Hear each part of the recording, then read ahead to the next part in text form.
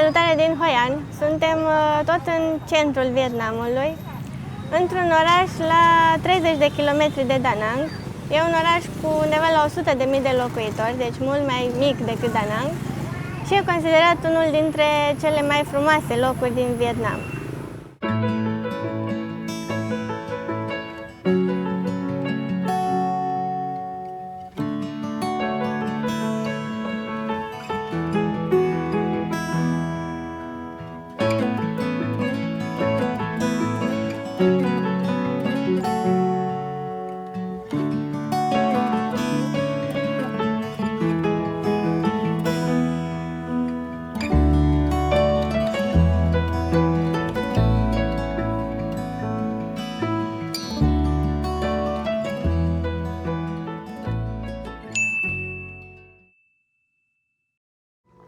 Noi am plecat dimineața de vreme din Da Nang cu autobuzul și e în jur de ora 8 dimineața și acum ne-am pus la o cafenea ca să avem energie pentru ziua de azi. Are energie și fără cafea, doar că mai luăm o pauză de relaxare, că deja e foarte cald. Și acum că tot stăm aici, vreau să vă spun și câte ceva despre oraș, despre ce o să vedem astăzi. Datorită poziției geografice, pe malul Mării de Est și la contact cu râul Tu Bon, Hoi An a fost un port comercial internațional, un loc de întâlnire al bărcilor cu mărfuri venite din China, Japonia și Occident în perioada secolelor 16-18. Undeva în secolul XIX, după ce activitatea portoară a încetat, pentru că la conducere a venit un rege care era împotriva comerțului extern, după, orașul a rămas ca un muzeu în aer liber și atrage turiști din toate colțurile lumii. Aici s-au intersectat mai multe culturi și de-a lungul timpului în zona portului s-au stabilit comercianți din China, Japonia, ulterior din Franța, pentru că Vietnam a fost și colonie franceză și tot mixul ăsta de arhitectură, cultură, gastronomie se observă și astăzi. Hoi An a fost norocos să nu fie devastat de războaie și astfel o mare parte din casele tradiționale, din casele vechi cu structură de lemn, sunt foarte bine conservate și azi și tot cartierul istoric al orașului actual e inclus în Patrimoniul Mondial UNESCO.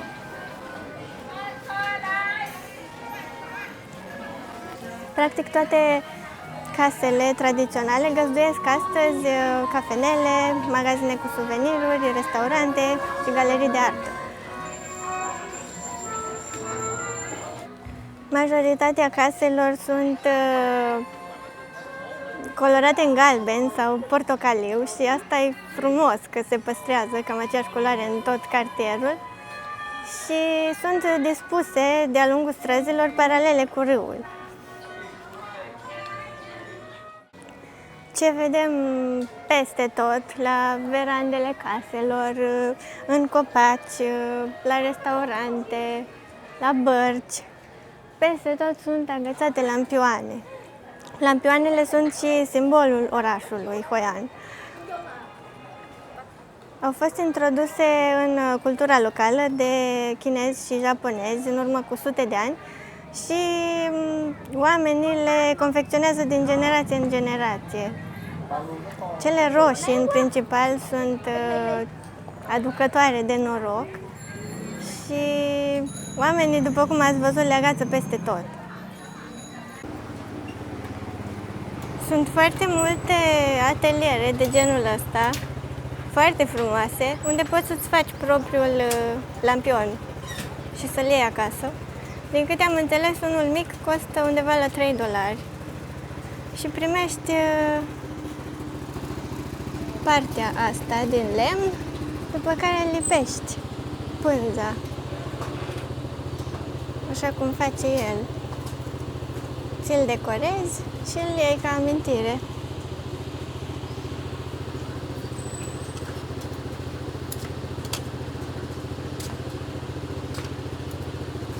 Toate lampioanele se confecționează manual.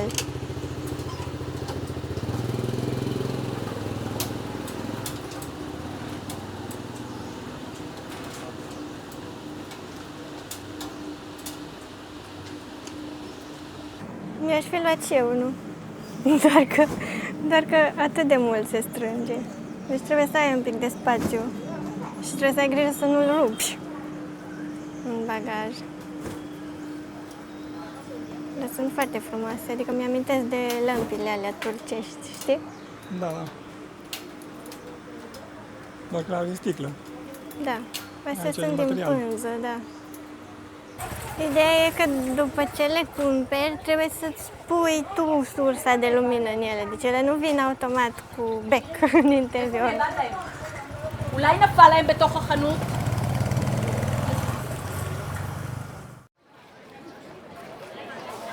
Podul japonez e principala atracție din Hoi An. Foarte mulți turiști vin aici să se fotografieze, inclusiv cafenelele din zona asta sunt pline încă de la primele ore. Și apare și pe bancnota de 20.000 de dongi. A fost construit de comercianții japonezi stabiliți aici, pentru că vă spuneam că în zona portului s-au stabilit oameni din mai multe naționalități. Și aici în zonă exista o comunitate de japonezi, un cartier japonez, care a construit acest pod pentru a face legătura între cartierul japonez și cartierul chinez, aflat pe partea cealaltă a podului. Ulterior, podul a fost acoperit și a devenit un templu menit să protejeze orașul de inundații, catastrofe naturale și cutremure. E un oraș foarte, foarte turistic, dar îmi place faptul că în centrul istoric nu circulă motociclete și scutere. Și atunci e o liniște în oraș. Sunt mulți oameni care merg cu bicicletele și asta e fain. Sunt multe locuri de unde poți să închiriezi biciclete și ca turist. Și am văzut multe mijloace de transport cu care poți să explorezi mare parte din cartierul istoric. Există niște rixe, sunt niște oameni cu niște uniforme albastre și pedalează și te plimbă prin oraș. Da, și încă nu e pe dimineață. Încă e dimineața, nu e foarte, foarte aglomerat, dar începe să fie.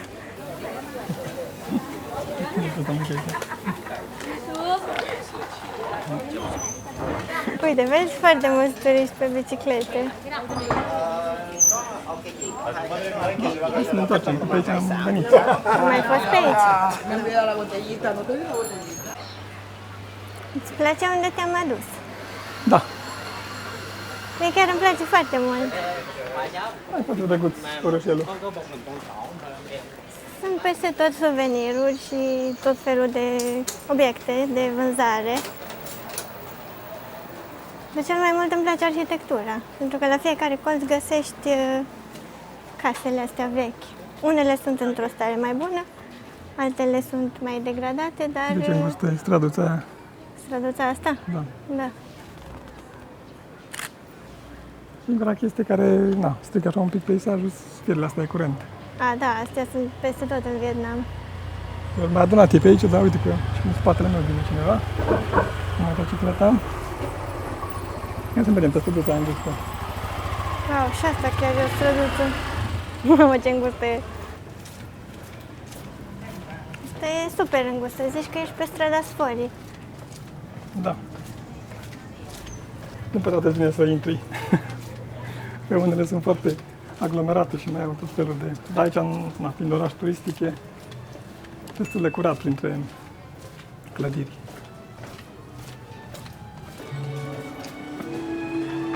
Am ieșit din nou la altă străduță. Sau mai fi fost pe ea, dar nu, pe asta n-am fost. E genul ăla de centru vechi unde te pierzi pe străduțe, că nu mai știu exact unde ai fost, pe unde nu ai fost. Ce îmi place foarte mult e că toate casele au aceeași culoare.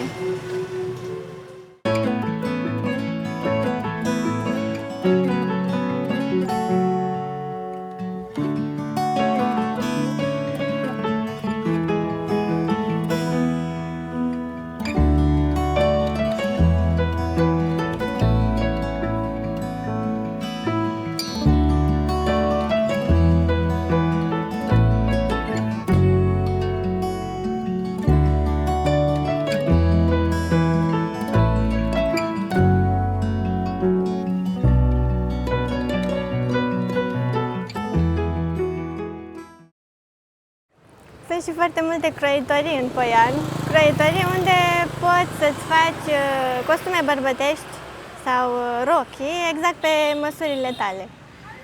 Vii aici, îți alegi materialul, modelul, ți iau măsurile și în câteva zile ai hainele gata. Sau dacă, spre exemplu, stai doar o noapte în Poian, poți să-ți prioritizeze comanda și să vii după ea a doua zi.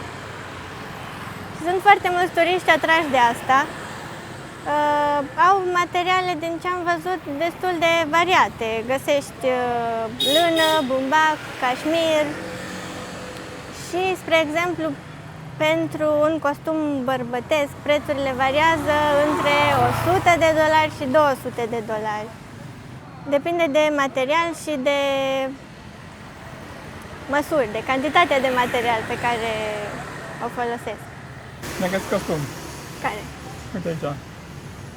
La verde, vezi? Acolo pe manechine bărbătesc. Uite acum mă îndrept spre el. Ce zici? Nu. Nu? De ce? Nu zic cum aceea. Da? Asta Dar chiar nu știu, ți se pare mult sau puțin? Adică nu mai am idee cât costă un costum. Eu știu. Pe la unul l-am văzut în viața mea în costum, deci vă imaginați. Dar sigur știu cât costă. Dar nu cred că e mult, adică $100-200 înseamnă undeva la 800-900 de lei. Cred că unul bun din ăsta costă și 2000 de lei, nu știu. Habar n-am. În ziua de azi nu știu. Lăsați-ne în comentarii cam cât costă un costum bărbătesc în ziua de azi, că noi nu știm.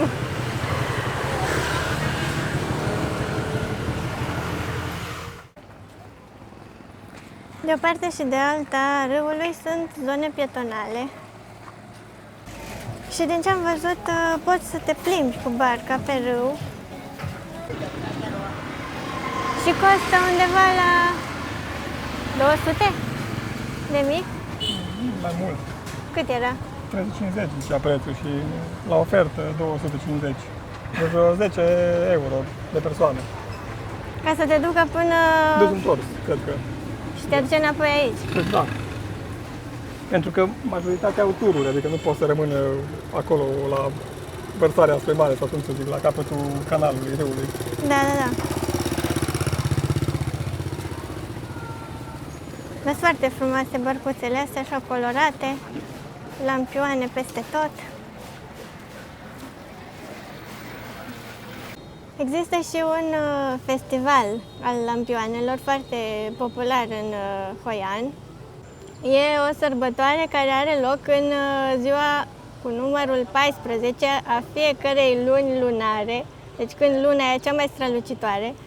Nu mă întrebați cum se calculează, știu doar că se afișează pe internet un calendar și poți să vezi în ce zi a lunii se organizează festivalul respectiv. Când e această sărbătoare, tot orașul e plin, mai plin de lampioane. Toate sunt aprinse, e muzică tradițională și pe râu se lasă lampioane plutitoare în semn de eliberare de ghinioni și griji. Odată cu dezvoltarea turismului, lampioanele astea plutitoare poți să le vezi în fiecare seară. Poți să-ți cumperi un lampion, îți pui o dorință și îl pui pe râu. Și ar fi fost interesant să stăm până noaptea târziu, ca să putem să vedem și noi lampioanele plutitoare. Doar că deja e foarte, foarte cald, nu știu dacă rezistăm până seara prin oraș. Ultimul nostru autobuz e la 6 spre Da Nang și la 6 încă e seară, nu e noapte. Am putea să stăm până noaptea târziu și să ne întoarcem cu taxi. Iese și un... Transfer. Da, ceva de gen. shuttle bus. Doar că e prea mult, adică e abia ora 11. Noi am venit de vreme ca să prindem cât de cât mai răcoare, dar nu am rezistat până târziu în oraș. Dacă veniți și vă cazați în Hoian, atunci puteți să vă bucurați de asta. E ora prânzului, undeva la 12, că 12 jumate, și nu mai e nimeni. Deci strada e pustie. În oraș, în sat, zici că ești în parc e pustiu, nu mai e nimeni decât turiștii. Localnicii s-au retras la umbră. Bine, n-au închis, pentru că sunt turiști, dar la orele astea de obicei ei se retrag și probabil că se pun la masă și după care se culcă puțin de amiază. Da, și după Până ies trece, iar, da, că până e foarte... noaptea târziu. Da, ei nu se culcă până pe la 11, cam e lume pe stradă. Dar se și trezesc foarte devreme. Da, păi la 5 deja e activitate pe stradă. Da. Da, și asta arată cum s-au adaptat ei la condițiile meteo, adică când e foarte cald, nu prea ai ce să faci, că orice vrea să faci e aproape insuportabil, să stai la soare mai ales. Și atunci mai fac ceva pe la umbră și în rest se retragă și închid afacerile. Cam așa acolo ne stăm noi, că trag obloanele la magazine între ora 12:30, 1 și până pe la 4-5. Asta se mai întâmplă și în zona mediteraneană. Da. Aici nu mai suntem pe o stradă pietonală, pe aici circulă de obicei mașini, scutere și e foarte puțină lume de data asta. Da, și uite, în stânga și dreapta, că bagajele sunt deschise, în sensul că poți să intri și probabil că dacă intri, vezi pe cineva, ai grijă la... Stai că vine. Hello. de noi. No, thank you! Hello. Mai ceva de 2 ore astăzi, domnule. Da, Dacă vin de vrem. pălării. Și aici mai suntem în partea UNESCO, cu situl UNESCO, de asta e și mai... Aici nu mai sunt așa de multe clădiri vechi. Da. Bine, se văd încă, uite, cum e de lemn acolo în față. Și mai păstrează arhitectura, dar nu mai e aceeași culoare la clădiri. Dar lampioanele sunt peste tot. Da. E probabil e foarte frumos orașul seara. E tot luminat. Sunt în jurul orașului sate, fiecare cu câte un specific meșteșugăresc. În unele se produce ceramică, se produc obiecte din ceramică, obiecte din lut, din lemn, țesături de mătase. Și majoritatea se aduc aici, în orașul vechi, ca să fie vândute turiștilor. Deci, o bună parte din obiectele, din suvenirurile și hainele care se vând aici sunt făcute manual. Oh, thank you.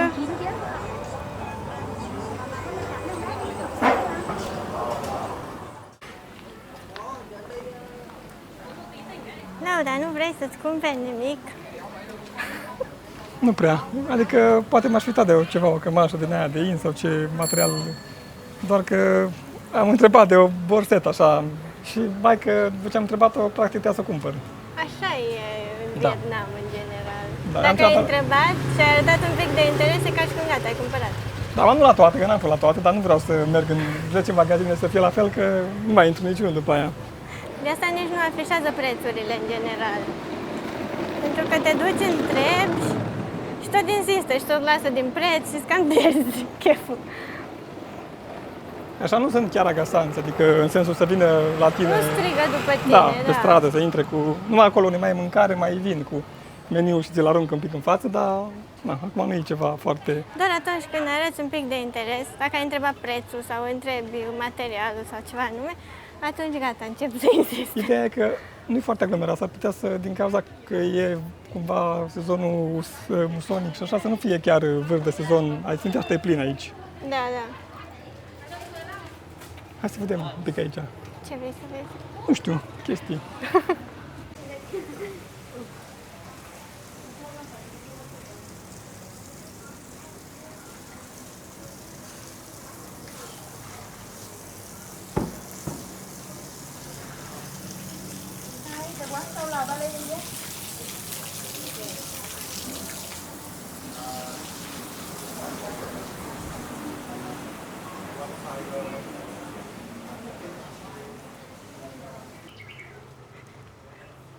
Am ieșit din cartierul istoric, din zona care e inclusă în UNESCO.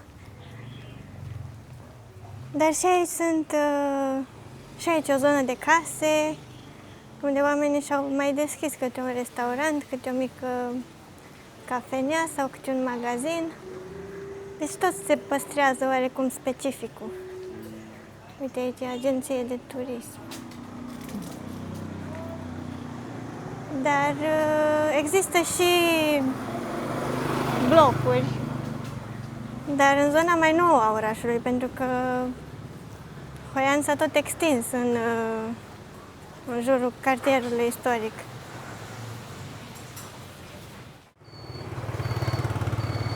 Aici suntem în zona pieței din oraș și chiar și piața, chiar și clădirea pieței e o clădire istorică, similară cu ce am văzut în centrul vechi. Și găsește aici de toate, de la mâncare până la haine și suveniruri.